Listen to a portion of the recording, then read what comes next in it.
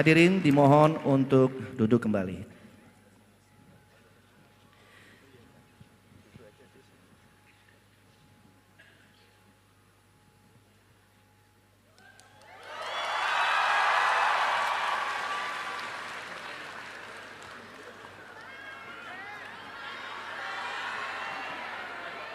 Oke, inilah yang luar biasa dari Bapak Presiden kita, Andrea. Iya.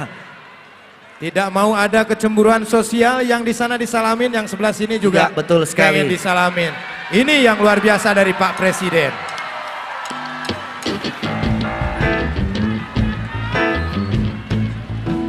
Oke, Bapak sudah turun ke bawah, berarti saya tolong hadirin untuk tertib ya. Karena pasti kebagian kalau sama Bapak.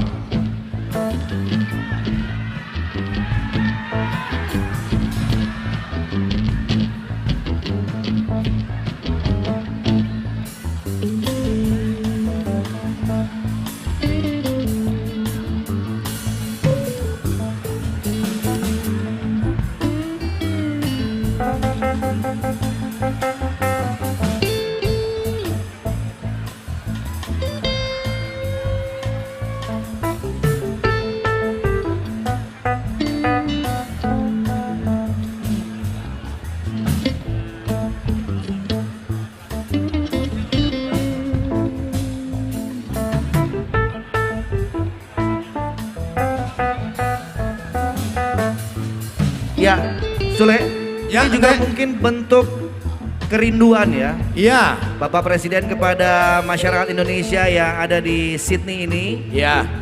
Tapi Andre, terus terang, saya baru pertama kali melihat seorang presiden yang luar biasa kalau menurut saya ya. Ya, Dia mau nyamperi rakyatnya dan mereka juga sangat senang dan antusias menyambut Bapak Presiden tercinta kita ini. ya.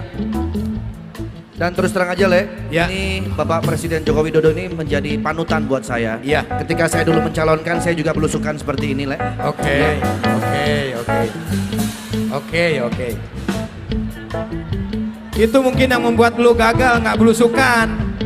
Harusnya kamu lebih dekat dengan rakyat.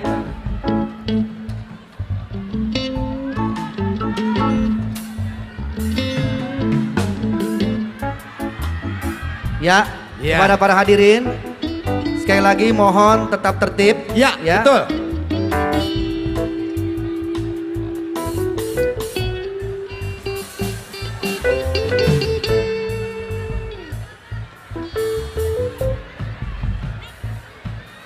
Oke, buat hadirin untuk tetap tertib dan Bapak sudah mau balik lagi ke tempat, sudah mau menyapa kalian semuanya. Ya, luar biasa sekali. Silakan kembali untuk menempati tempat duduk yang Ya. tadi. Takutnya nanti kursinya ada yang nggak gaji. Ya.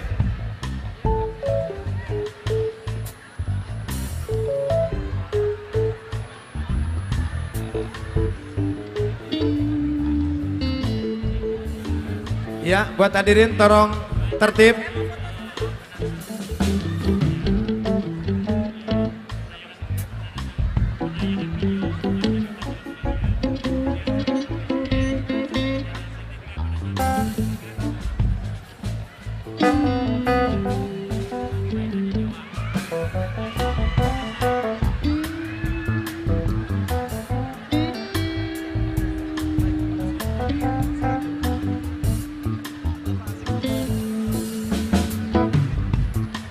Inilah Ya. yang luar biasa dari Pak Presiden ya.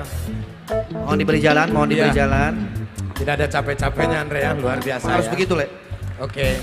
Tepuk tangan tangan buat sekali lagi kebaikan untuk Bapak Presiden dari kita. Bapak kita. Sekali lagi kami harap kepada para hadirin untuk kembali ke tempat duduknya masing-masing. Ya, Ya, mohon untuk tertib kembali dan menempati tempat duduk yang sudah disediakan tadi.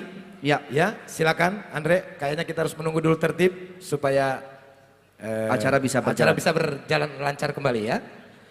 Baik.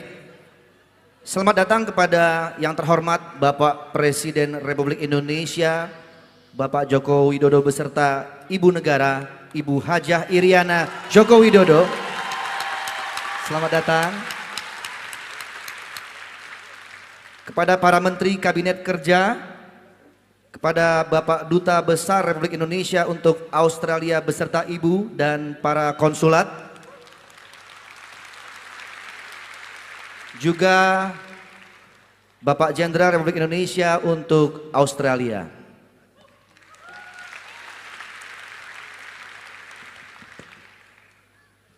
Baik, selanjutnya kita akan segera memulai acara ini. Yang pertama kita akan segera mendengarkan sambutan dari Bapak Duta Besar Republik Indonesia untuk Australia. Waktu dan tempat kami persilakan.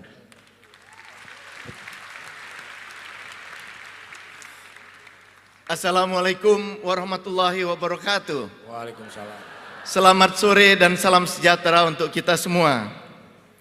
Yang kami hormati, kami cintai, dan kami banggakan Bapak Presiden Republik Indonesia, Bapak Joko Widodo, beserta Ibu Negara Hajah Iriana Joko Widodo.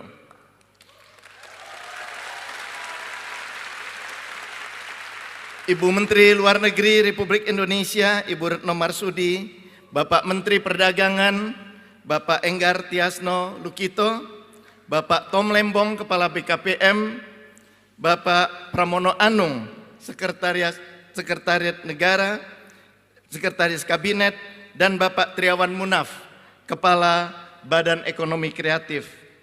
Seluruh masyarakat Indonesia, diaspora Indonesia, adik-adik mahasiswa, pelajar, dan hadirin sekalian. Selamat sore.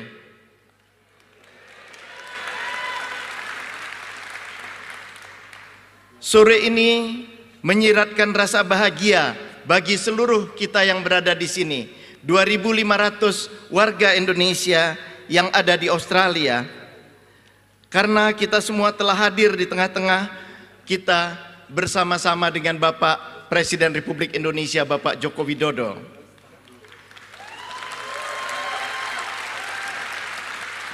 Kehadiran Bapak dan Ibu jelas sangat istimewa karena menjadi bukti kedekatan, kepedulian, perhatian Bapak Presiden dan Ibu Negara terhadap seluruh lapisan masyarakat Indonesia, termasuk kita yang berada di Australia. Kehadiran Bapak dan Ibu menjadi momen yang sejak lama telah kita tunggu. Tak heran jika kurang dalam sehari Bapak Presiden, saat pendaftaran acara temu masyarakat dibuka tanggal 21 Februari yang lalu, seluruh kapasitas ruangan ini yang berjumlah 2.500 orang langsung terisi. Luar biasa. Padahal mereka tidak hanya datang dari kota Sydney, tetapi kota-kota lain seperti dari Canberra, dari Melbourne, dari Wollongong, dari Brisbane, dan dari kota-kota lainnya sekitar Sydney. Untuk mengakomodasi tingginya antusiasme warga kita yang total berjumlah 76.000 orang di seluruh negara bagian yang tak sempat bertemu secara langsung dengan Bapak Presiden, kami juga siarkan langsung pertemuan ini via live streaming, di mana saat ini saya rasa lebih dari 50.000 orang Indonesia di Australia melihat live streaming itu dan juga ke seluruh dunia.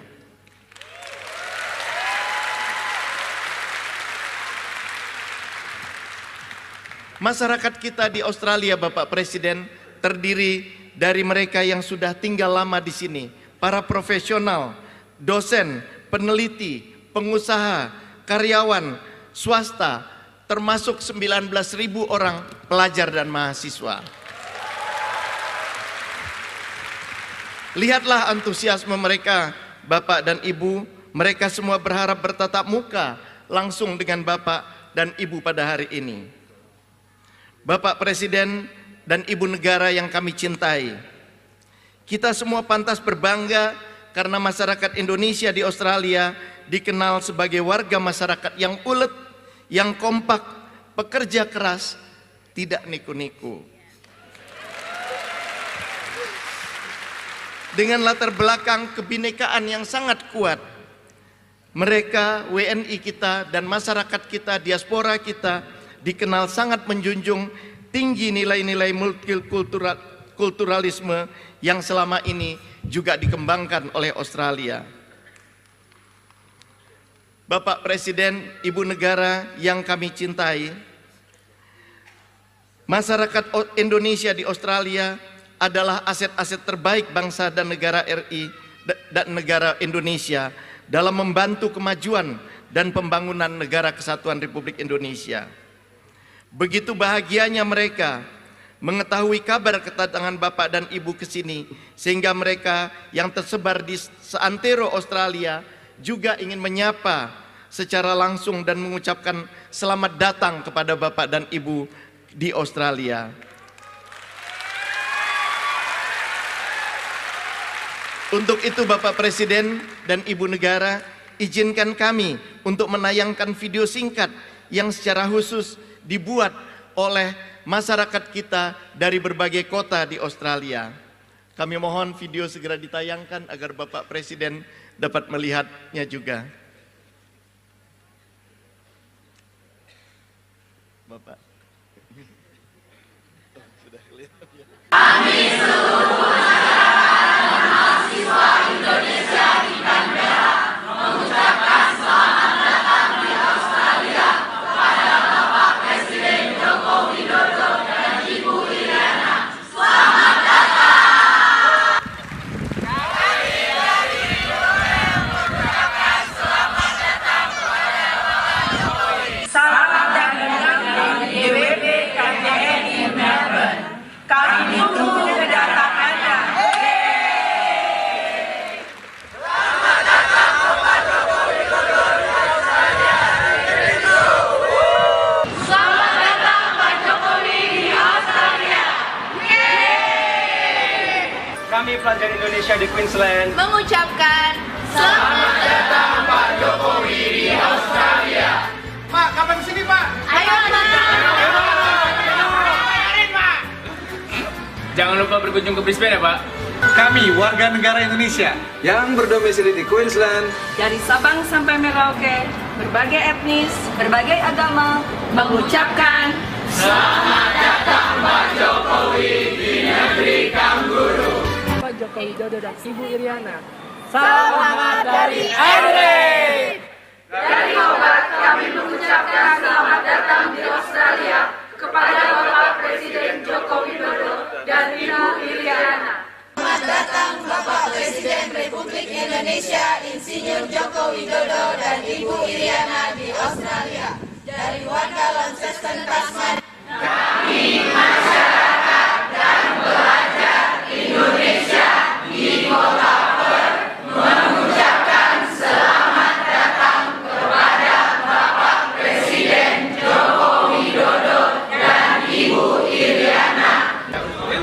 Kami atas nama masyarakat Islam yang ada di Darwin menyampaikan selamat datang kepada Bapak Jokowi.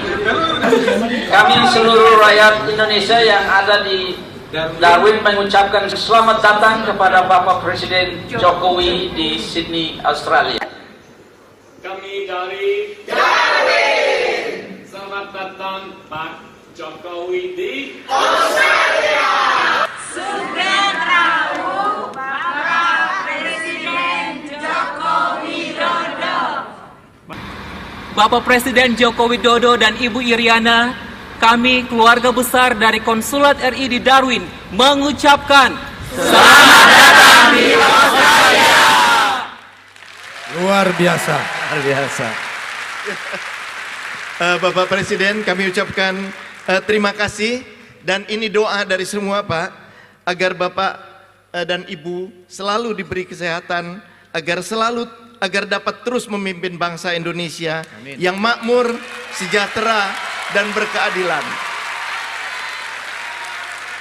Dan dengan kerendahan hati atas nama seluruh masyarakat Indonesia, kami mengundang Bapak Presiden untuk berkenan memberikan wejangan kepada kami semua.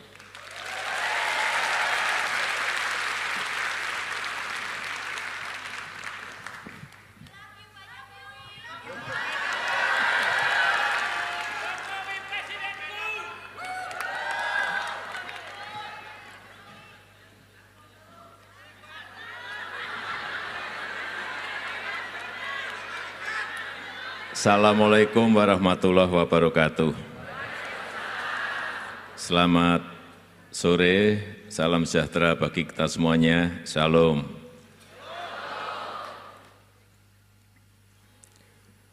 Yang hadir di sini berapa tadi? 2.500. Mau nonton konser.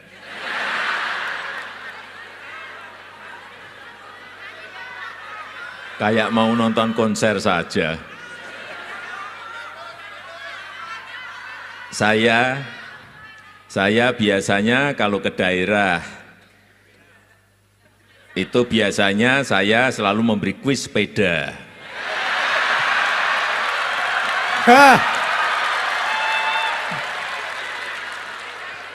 Tapi di sini saya mikir bawanya seperti apa, ngirimnya seperti apa. Tapi saya persilahkan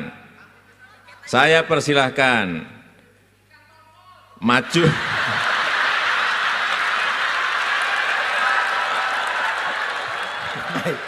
Maju satu orang, sebentar saya tunjuk jari, kemudian maju. Nanti hadiahnya saya kirim dari Jakarta.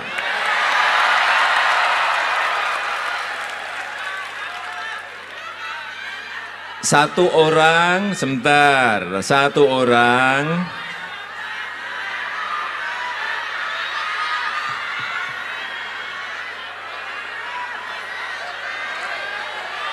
Satu orang yang umurnya, saya minta yang umurnya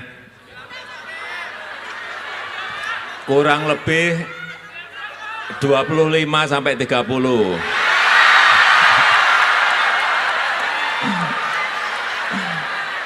Ya udah, satu itu maju.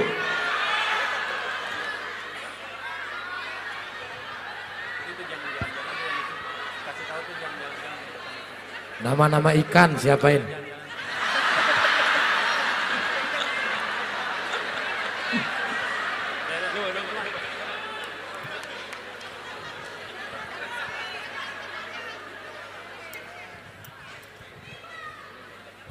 Kalau ini pertanyaannya jangan nama ikan, mudah. Assalamualaikum Pak D. Udah, kenalkan dulu namanya. Halo.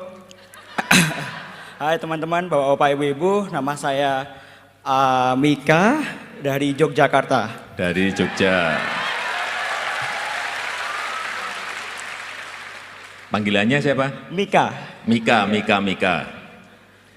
Mika, kita sadar ya bahwa negara kita itu terdiri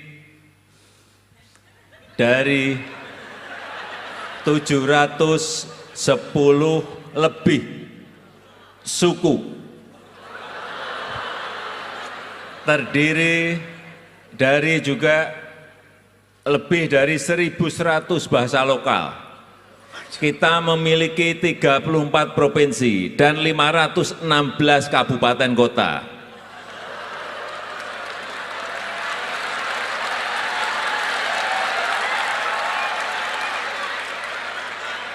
Pertanyaannya, tadi kan saya menyampaikan 710 lebih suku.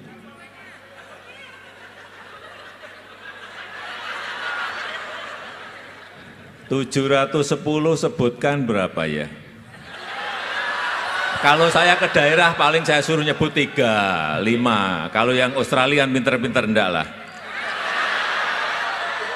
Dari 710 sebutkan masa 100 sih? Enggak lah, cukup 7 saja, udah 7. 710 ambil 7. Oke. Mika, 1. Dayak.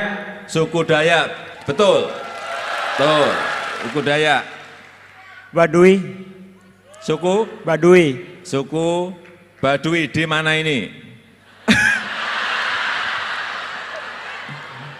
Di Banten. Banten, oke. 3. Suku Jawa. Suku Jawa itu di mana? Di Jawa Tengah. 4. Ambon. Bugis. Hah? Bugis. 4, Oke. Bugis, ya. Batak. 5, Batak. Oke. 6, Sunda.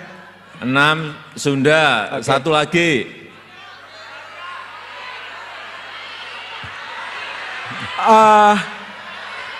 Suku.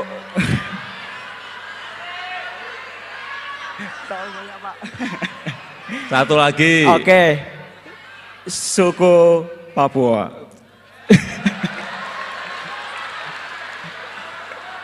Suku Papua tuh banyak, ada Oke. suku Asmat, ada suku banyak sekali. Ya udah asfalt. Satu lagi. Oke. Oke. Deg-degan Pak, saya nggak bisa mikir Pak, deg-degan banget. Dari tadi deg-degan terus Pak, nggak bisa mikir saya. Oke, Betawi. Suku Betawi, ya udah. Mau dikirim apa Pak? Oke. Ya. Ini catat namanya, nanti saya kirim alamat. Benar dan ya Pak nama. ya? Oke. Terima kasih kirim Pak. hadiah. Makasih Pak D. Saya kirim sepeda nanti.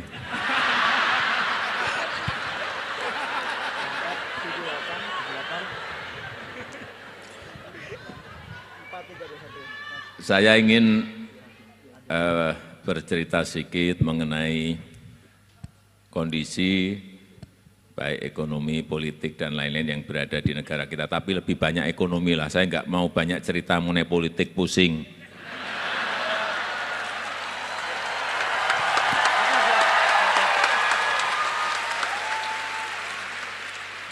Cerita ekonomi saja.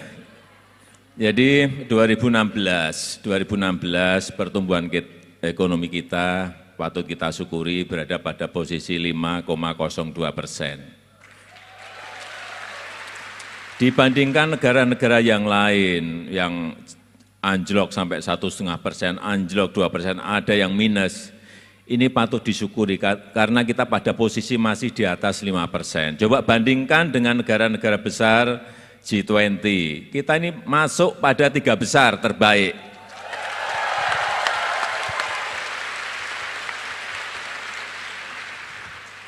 Kalahnya hanya oleh India sama Tiongkok. Ini yang sering banyak kita tidak tahu, sehingga tidak mau mensyukuri. Coba lihat negara-negara yang lain, ada yang minus, ada yang sudah minus. Karena memang perlambatan ekonomi dunia, ketidakpastian itu selalu ini yang membayangi kita semuanya. Kemudian yang kedua kita lihat posisi inflasi kita. Ini artinya apa? Di sisi pengendalian harga. Yang sebelumnya 8,3, 2015 bisa kita tarik kepada 3,35 dan 2016 3,02. Artinya pengendalian harga itu betul-betul bisa kita kontrol dengan baik. Jadi jangan sampai ada yang sering menaik-naikkan isu mengenai cabai Pak, harganya mahal sekali. Yang naik hanya cabai aja kok ribut.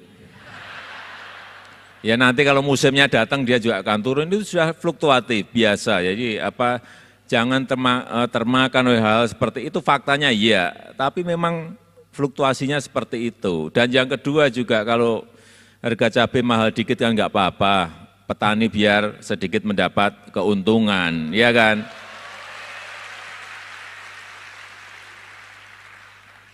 Paling sehari buat sambal kan sekali, atau seminggu 2 kali kan. Kemudian yang berkaitan dengan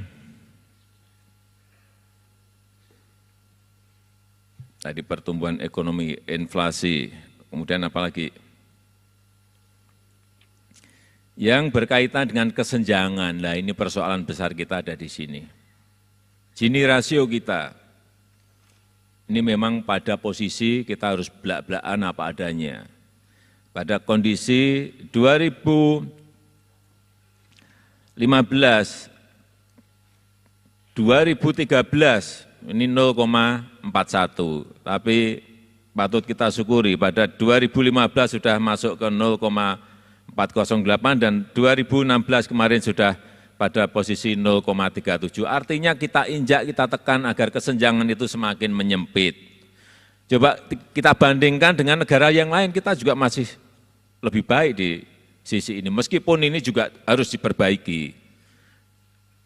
Dengan China itu 0,45, Laos, India 0,39 sama dengan kita. Coba Thailand 0,41, Malaysia 0,47. Artinya kita lebih, Filipina 0,44, kita lebih baik.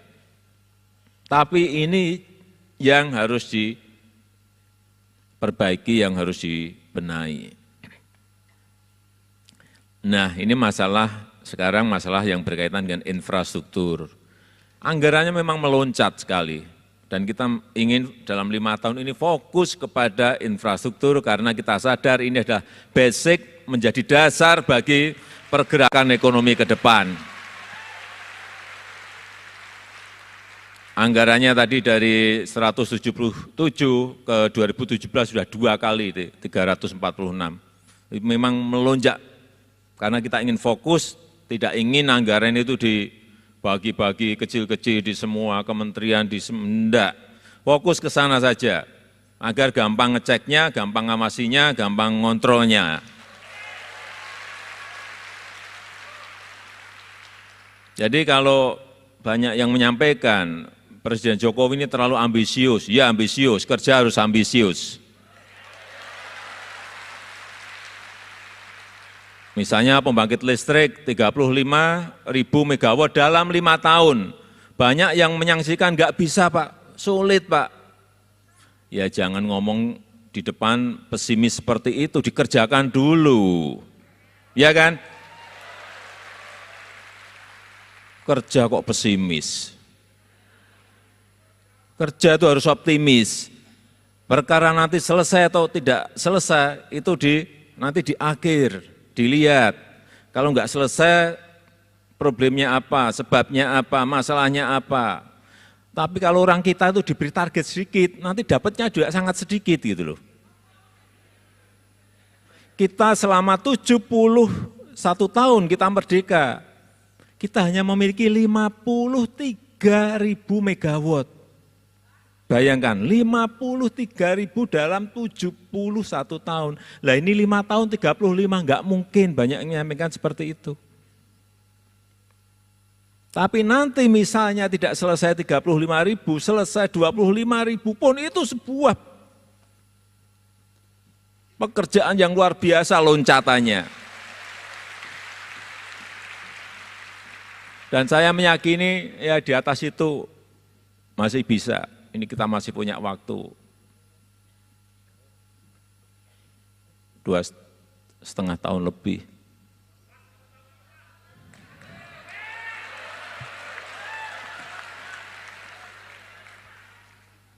Jadi apa sekarang? Kesempatan ini harus dikerjakan pagi, siang, malam, 3 shift. Biasanya kerjanya pagi sampai sore, ya ini pagi sampai pagi. Sehingga memang ini kita kekurangan. Setiap saya ke provinsi, setiap saya ke daerah, setiap saya ke kabupaten, keluhannya orang marah, masalah listrik yang biarpet. Saya bagian dapat marah-marahnya saja. Enggak apa-apa, itu memang bagian dari amanah yang diberikan kepada saya. Kemudian yang kedua yang berkaitan dengan jalan tol. Kenapa ini kita bangun? Supaya apa nanti logistik cost, transportation cost itu bisa semuanya turun karena lebih cepat, karena apa jalannya bebas hambatan. Akhirnya apa? Nanti harga-harga barang akan juga turun. Inilah yang sudah kita mulai. Ini gambar-gambarnya ada yang Trans Sumatera, ini dari Lampung nanti ke atas menuju ke Aceh.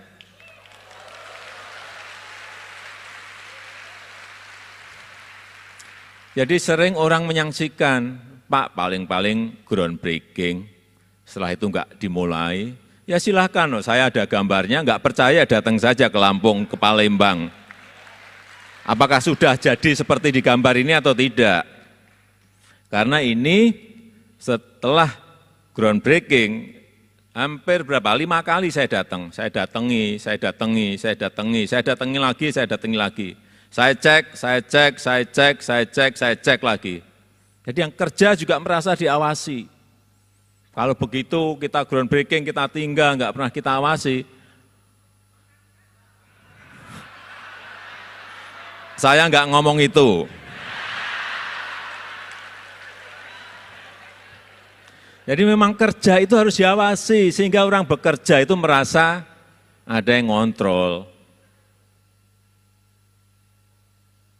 Ini yang sering tidak dilakukan. Sehingga tol Trans Sumatera, tol Manado Bitung, tol Balikpapan Samarinda yang berhenti ini 8 tahun sudah mulai semuanya, dan kita harapkan nanti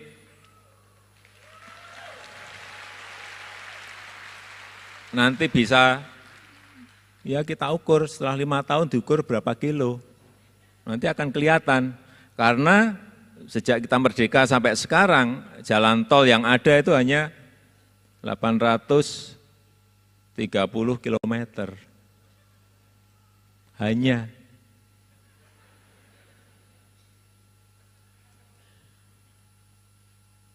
Nah gimana nyatanya seperti itu, saya ukur ya hanya segitu.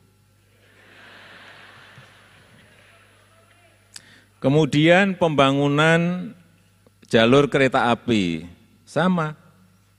Saya selalu memutuskan, karena ini keputusan politik, misalnya jalur kereta api di Sulawesi, itu rencananya sudah ada dan bertahun-tahun, nggak pernah diputuskan, ya nggak mulai-mulai. Tapi begitu diputuskan, gerak, kemudian dilihat, ya mesti progresnya ada. Banyak yang bertanya kepada saya, selain dari APBN nanti duitnya dari mana Pak? Ini kan kebutuhan dalam 5 tahun kurang lebih 5.400 triliun rupiah. APBN kira-kira hanya bisa menyiapkan 1.500 triliun rupiah, sisanya dari mana? Ya dari swasta, dari PPP, nanti dari model sekuritisasi. Dengan cara-cara model-model pembiayaan seperti itu, ya barang-barang itu akan bisa kita selesaikan. Tetapi kalau hanya tergantung pada APBN, ya sampai kiamat nggak akan selesai.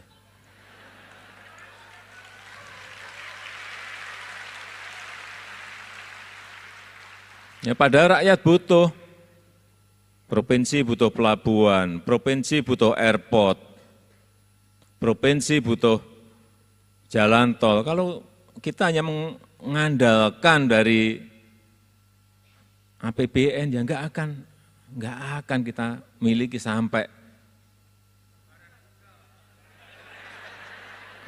Saya nggak ngomong itu. Jadi contoh misalnya pelabuhan baik yang besar, yang sedang maupun yang kecil. Ya semua pulau membutuhkan, semua provinsi membutuhkan, tapi kita ini konsentrasi dulu ke pelabuhan-pelabuhan besar dulu. Ini agar tol laut, kapal-kapal besar itu bisa bersandar ke pelabuhan-pelabuhan itu. Terus nanti bisa kapal besar dari barat ke timur bisa muter terus, ini baru. Kalau enggak, ya enggak mungkin kapal-kapal besar yang masuk ke negara kita ini bisa bersandar. Hanya dari dulu sampai sekarang bersandarnya di Tanjung Priok, ya pulau yang lain dapat apa kalau enggak dibangun?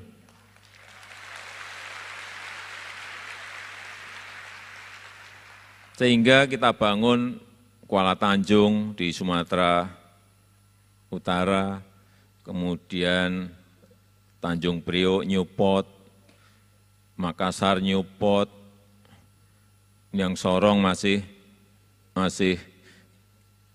dalam proses persiapan lahannya. Coba yang Kuala Tanjung itu, gambarnya Kuala Tanjung. Nah, ini sudah selesai kira-kira 68%. Kita kerjakan di awal 2015. Nyatanya kalau kita bekerja, kita cek terus, kita press agar mereka bekerja benar. Ya, nyatanya orang-orang kita ini bisa.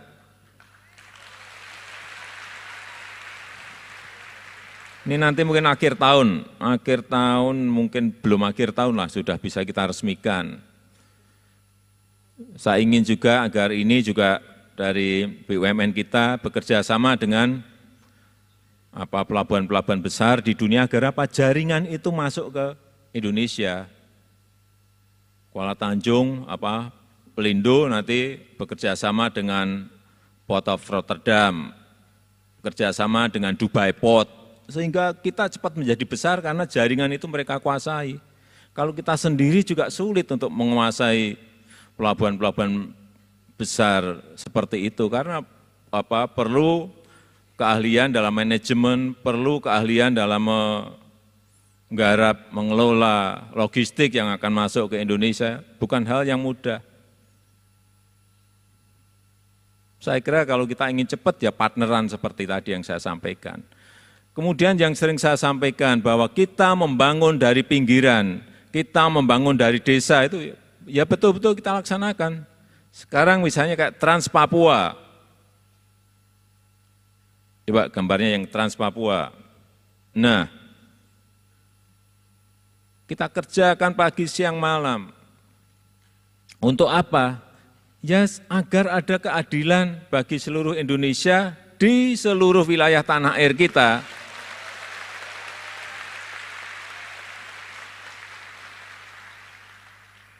Ya mungkin masih berapa yang belum kita aspal di Papua, mungkin ya maksimal nanti 2018 ya sudah teraspal semuanya, tetapi sampai bulan Februari kemarin sudah terbuka semuanya, tinggal ngaspalnya saja.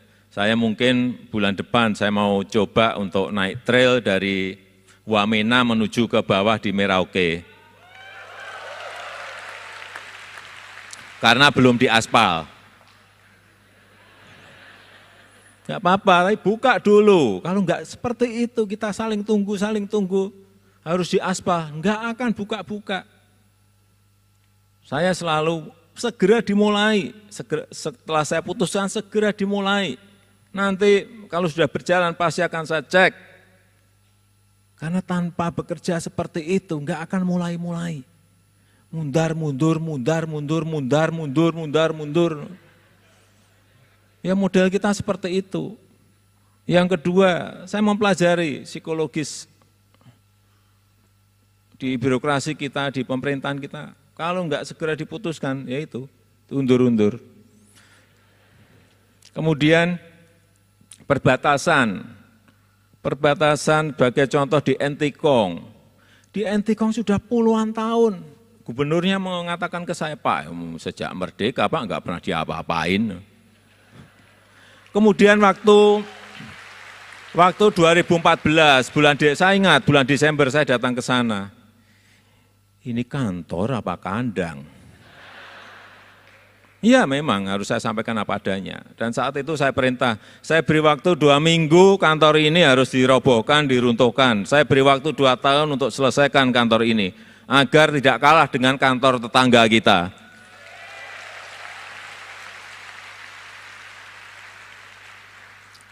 Ini di Kalimantan Barat, Entikong itu kalau belum pernah ke sana. Saya lihat kantornya negara tetangga, malu saya. Jelek banget kita, tapi sekarang saudara-saudara bisa ke Entikong 2-3 kali lebih baik. Ya, gambarnya itu, gambarnya kurang baik, aslinya lebih baik. Kemudian yang di Nusa Tenggara Timur, saya di Matoain, di Motamasin, saya datangi ke sana, sama saja. Saya nengok yang di sebelah, negara sebelah, saya tengok, kita kalah. Kantornya kayak kantor kelurahan, di kotak-kotak itu. Saya perintah sama, 2 minggu ini diruntuhkan dan saya minta, saya beri waktu 2 tahun kepada Menteri PU ini selesaikan dan saya minta lebih baik dari yang di sana. Karena apa? Karena sebelumnya itu warga kita banyak yang foto di kantor mereka. Saya dengar itu malu saya. Setelah diruntuhkan, kemudian sudah kita resmikan bulan Januari yang lalu. Gambarnya coba yang Motain. Nah,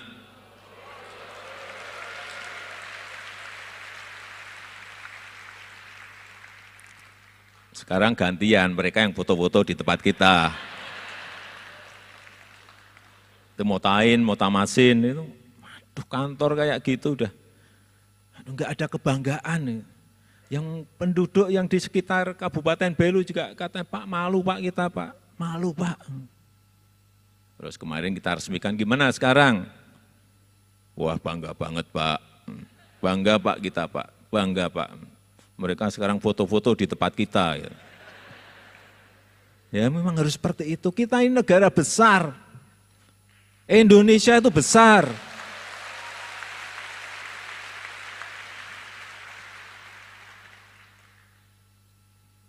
Dan kita tuh sering, kita itu diajak sakit itu kadang-kadang,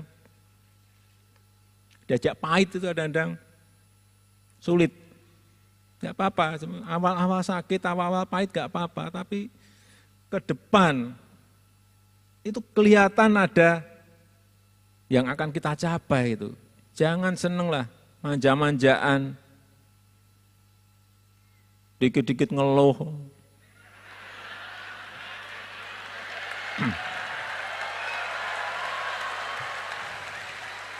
Enggak, rakyat memang harus berani pahit, berani sakit tapi bareng-bareng gitu.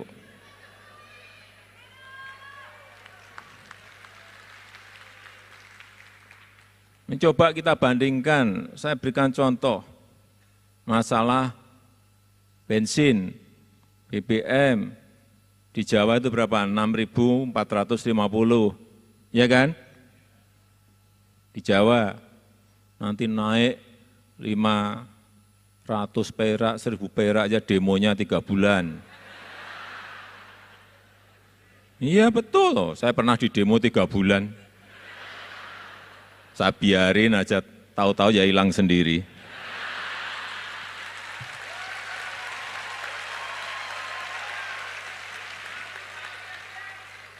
Coba saudara-saudara kita, saya awal 2015, saya datang ke Wamena. Saya datang ke yang kabupaten yang di atas-atas, di Nduga. Penduduk menyampaikan ke saya, Pak, bensin di sini harganya 60.000. Pada saat-saat tertentu, harganya bisa sampai 100.000 di Lani Jaya, di puncak. Coba, keadilannya ada di mana? Di sini ada yang 6.450, yang di sana 60.000 sampai 100.000 per liter. Masa seperti ini mau kita terus-teruskan? Saudara-saudara kita akan seperti apa? Kuncinya ternyata mudah. Beli pesawat khusus untuk BBM. Harganya 800 miliar. 1,5 tahun yang lalu sudah saya perintah, saya ingin di Papua harganya sama seperti yang di Jawa.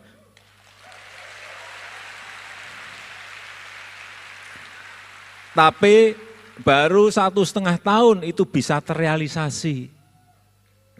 Baru bulan Oktober tahun kemarin harganya sudah sama.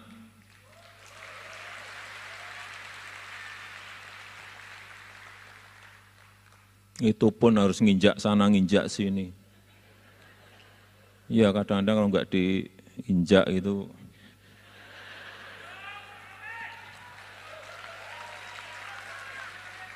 masalahnya nggak rampung-rampung. Jadi meskipun saya kurus, saya nginjak juga kuat.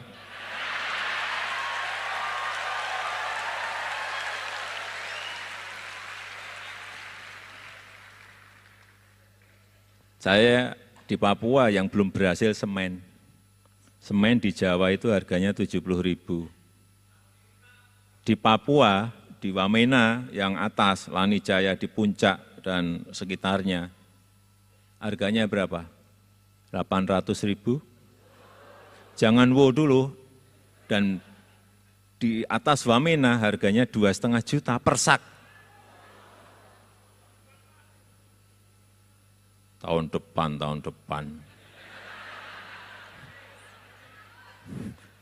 Ternyata tidak semudah itu. Tapi kalau kita niatnya aja nggak punya, gimana menyelesaikan masalah?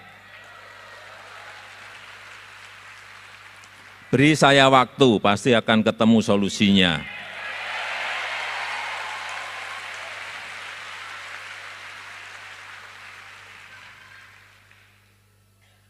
Rp70.000. Yang di sana 2,5 juta, coba.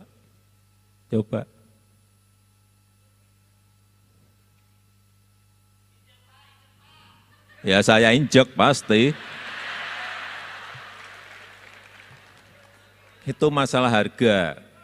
Ya saya kalau bisa menyelesaikan ya saya ngomong bisa, kalau belum bisa kayak semen saya ngomong nggak bisa. Belum bisa ya saya ngomong apa adanya. Yang lain, masalah infrastruktur lagi yang berkaitan dengan transportasi massal. Saat saya jadi gubernur di Jakarta, ada yang namanya MRT, itu planningnya juga sudah 26 tahun yang lalu. Tapi nggak pernah diputus-putus. Ya, yang namanya pemimpin itu ya memang harus berani memutuskan dengan segala resiko yang ada.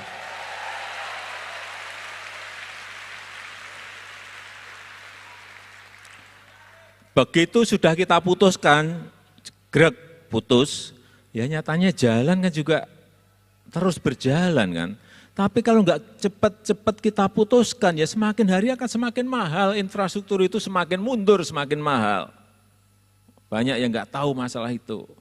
Coba kalau diputuskan 26 tahun yang lalu, harga tanahnya mungkin baru 2 juta, 3 juta.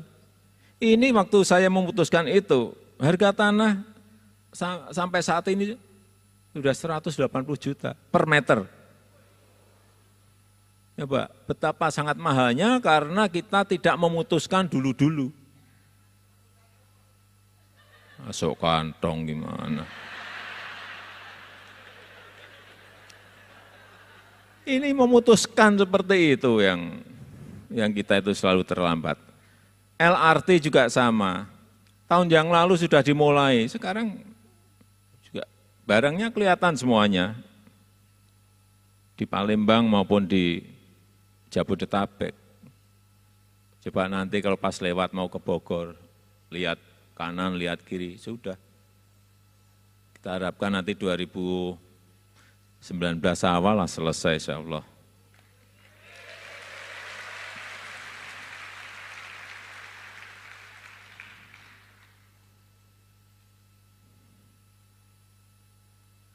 Kemudian kereta api cepat,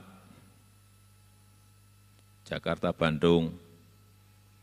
Ini kan juga memutuskan lagi untuk masuk ke sebuah peradaban baru dari transportasi pribadi, masuk ke transportasi massal. Memang itu butuh keberanian memutuskan. MRT, LRT itu masuk ke peradaban transportasi massal, tidak mudah memutuskan seperti itu. Nanti dihitung-hitung. Misalnya kayak MRT, dihitung-hitung rugi membuat itu. Kalau hanya dihitung masalah pembangunan MRT dan nanti tiket yang harus dibayar penumpang.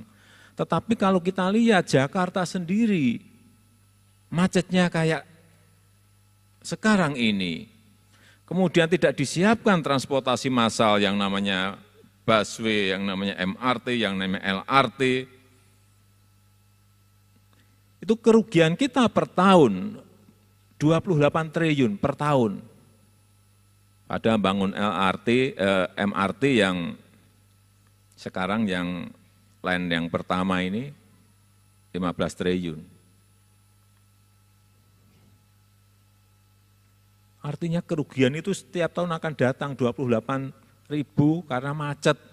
Pembuangan bahan bakar yang percuma itu akan terus-menerus diulang-ulang. Coba dulu kita sudah punya MRT, sudah punya LRT, ya duitnya nggak akan hilang. Ini yang sering nggak kita sadari.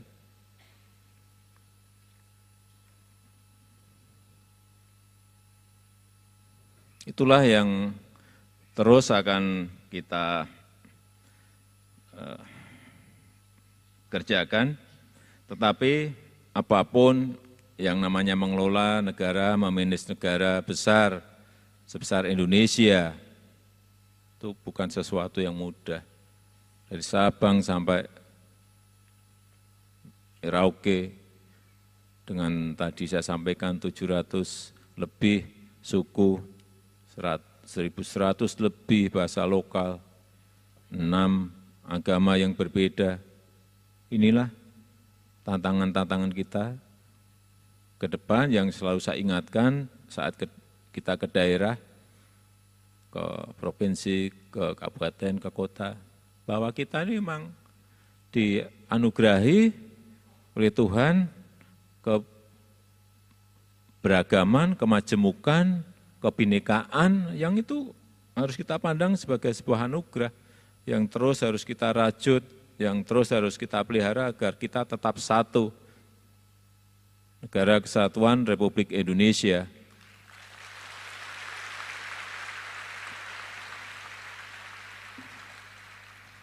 Kalau itu terus bisa kita lakukan, saya yakin insya Allah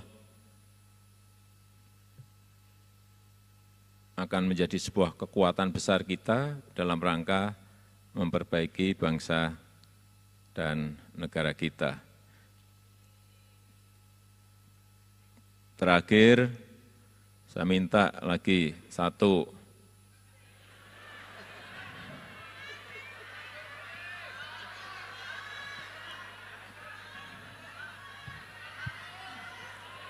Bentar. Tadi kan laki-laki, sekarang perempuan. Yang laki-laki nggak usah tunjuk jari. Mana tuh? Ya boleh, ini.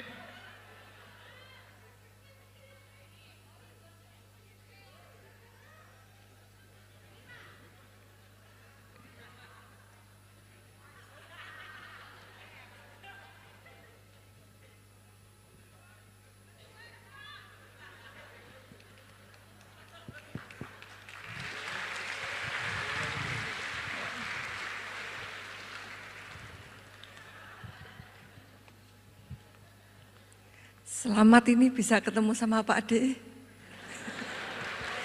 Nama saya Widyawati Raharjo. Sini Bu, ya. Agak dekat nggak apa-apa kok. Dekat nggak apa-apa Pak. Cemburu-cemburu apa?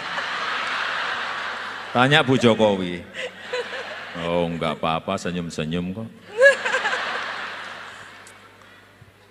Tadi saya sudah menyebutkan negara kita memiliki 34 provinsi.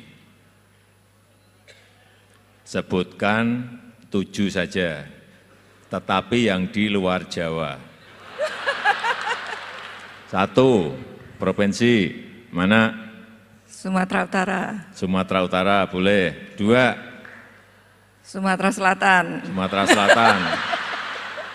3, Kalimantan Barat. Kalimantan Barat. 4, Lombok. itu, Nusa Tenggara. Bali. Provinsi Bali 4, betul. Lombok itu pulau. Madura. Mana ada provinsi Madura? 4, baru 4. Kurang berapa Pak? Kurang 3. Oh kurang 3. Nggak boleh keliru lagi loh. Sumatera Selatan. Sudah. Belum. Tadi kan utara. Sudah belum tadi? Sudah katanya Utara sudah. Barat. Oh, Sumatera Utara, Sumatera Barat, Sumatera Selatan, ya boleh 5, ya boleh. 2 lagi. Yang timur kan banyak toh ya. Ya. Nusa Tenggara. Nggak ada provinsi Nusa Tenggara, masih ada lanjutannya. Nusa Tenggara Barat. Ya, Nusa Tenggara Barat boleh. 6. Nusa Tenggara Timur.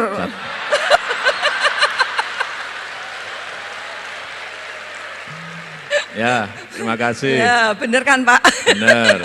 Walaupun hilang pikirannya. Dikenalkan dulu. Terima kasih Pak. Dikenalkan dulu namanya tadi siapa tadi? Udah. Kenalkan lagi. Ya. Dari mana? Nama saya Widyawati Raharjo dari Semarang. Dari Semarang. Oh. Kasih Bu. Dicatat namanya.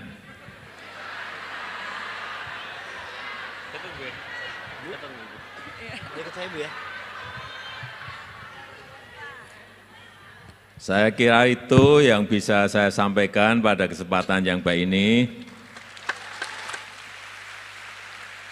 Sekali lagi, terima kasih atas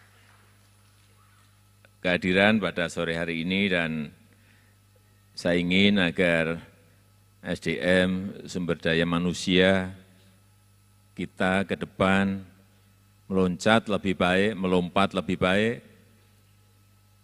Yang belajar di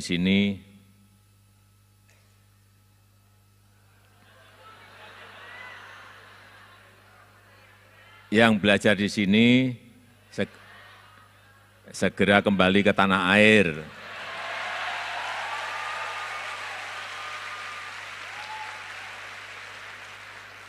Yang sudah bekerja di sini juga silakan buka bisnis di tanah air.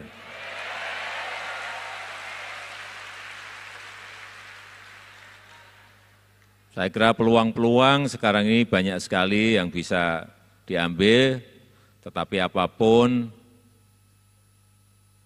negara itu membutuhkan sumber daya manusia yang memiliki kecerdasan, memiliki keterampilan, memiliki integritas yang tinggi, dan mempunyai produktivitas yang tinggi, dan dengan itulah kita nantinya bisa bersaing dengan negara-negara lain, bisa berkompetisi dengan negara-negara lain. Saya melihat yang hadir di sini, semuanya pinter-pinter, kelihatan wajahnya pinter-pinter. Dan saya tunggu kepulangannya.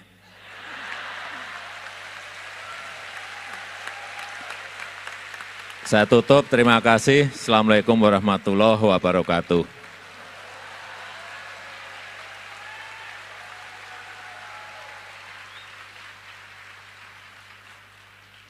Ya, sekali lagi tepuk tangan yang meriah buat Bapak Presiden kita yang terhormat Bapak Haji Joko Widodo. Ya. Luar biasa sekali ya. Ya, banyak sekali tadi yang sudah disampaikan oleh Bapak Betul. Jokowi dan mudah-mudahan itu memotivasi serta membuat Indonesia semakin baik ke depannya. Amin. Amin. Oke. Ya. Pak Jokowi beserta Ibu, terus terang saya jauh-jauh dari Indonesia ke sini juga pengen ketemu Bapak sebetulnya. Jadi Ya, Pak.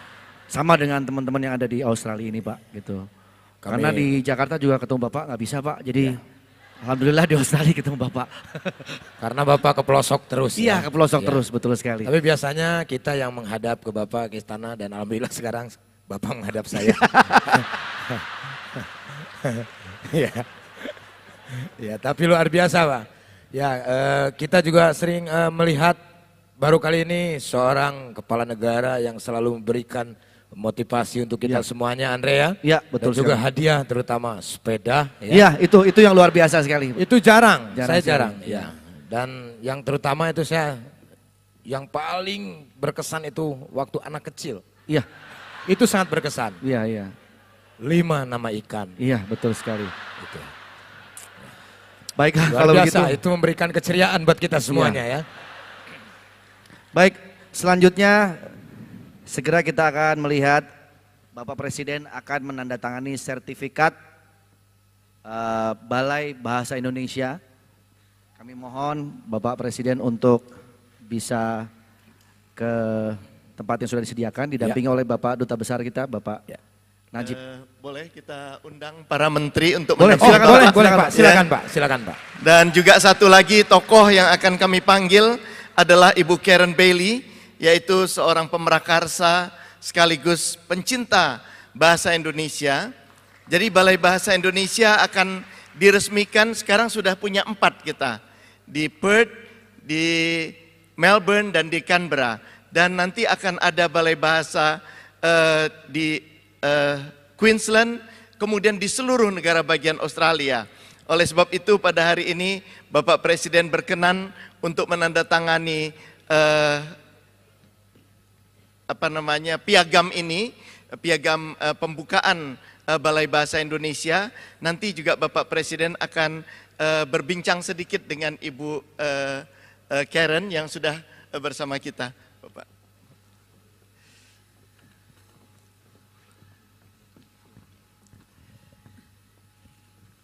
Dengan rahmat Tuhan Yang Maha Kuasa, Presiden Republik Indonesia meresmikan Balai Bahasa Indonesia wilayah Western Australia, Victoria, dan Tasmania, Australian Capital Territory, New South Wales, Queensland, South Australia, dan Northern Territory. Sydney 26 Februari 2017. Joko Widodo.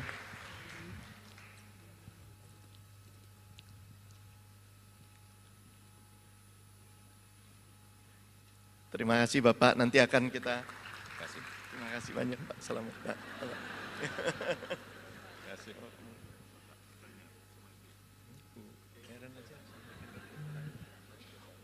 Wow, saya boleh bicara dulu Bapak. Oh, aduh, bangga. Kepada Sang Presiden Bapak Joko Widodo, kalau saya boleh dan diberi izin dari seluruh masyarakat Australia, dari yang paling barat sampai yang paling timur, sampai yang paling utara dan paling selatan. Kami sangat siap melaksanakan hal-hal ini dan saya mau memastikan Bapak bahwa kita akan bekerja dengan keras, dengan semangat dan dengan tulus untuk mencapai Balai Bahasa Indonesia Australia. Terima kasih Bapak.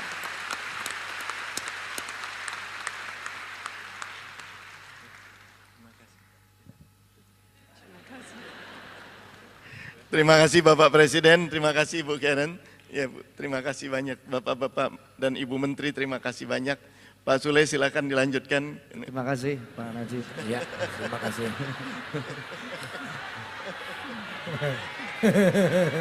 Le, Ya. kelihatannya sudah ada dukungan Le. Semoga Ya. ke depan lo jadi presiden taksi Le ya. Oke, kalau Bapak Presiden tadi menandatangani sertifikat, Ya, kita juga betul. habis ini tanda tangan. Ya, alhamdulillah. Honor, alhamdulillah ya. Alhamdulillah. Ya. Baik, para hadirin sekalian, dengan berakhirnya penandatanganan sertifikat Balai Bahasa Indonesia, maka berakhir pula seluruh rangkaian acara pada hari ini. Ya. Emang kepengennya kita Bapak Presiden lebih Ya, lama lagi ya. lebih lama Tapi lagi. mungkin Bapak Presiden, Ibu juga masih harus ada kegiatan lagi ya, harus kembali lagi ke tanah Jam air. 5 harus langsung ke bandara. Ya, betul sekali. Nanti kalau ketinggalan masa Bapak naik rakit kan gak enak. Betul sekali. Ya. Mungkin ini ada pantun yang ingin saya sampaikan Ya. ya untuk semua teman-teman di sini juga Pak Presiden. Ke pasar baru membeli kado, jangan lupa sikat gigi. Terima kasih kepada Bapak Presiden Joko Widodo. Semoga di lain kesempatan kita bisa berjumpa lagi. Ya. Terima kasih. Terima kasih apresiasinya dari hadirin Bapak-bapak Ibu yang hadir di sini. Kami persilakan untuk berdiri. Dan kita akan mengiringi Bapak Presiden, beserta Ibu untuk meninggalkan ruangan ini.